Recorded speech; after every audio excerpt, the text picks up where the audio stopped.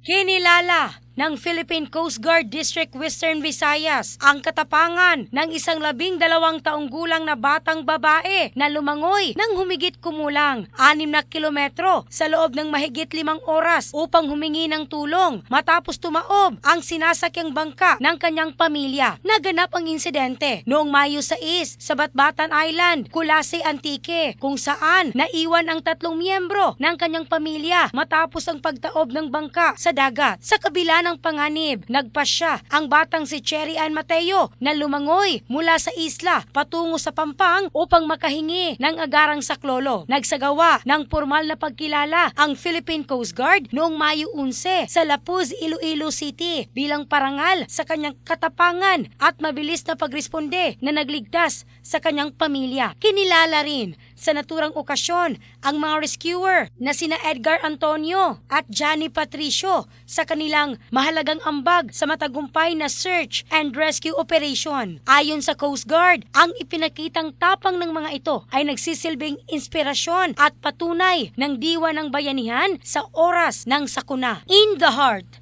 of changing lives. Ako, si Michelle Craste ng Brigada News Philippines, the Music and News Authority.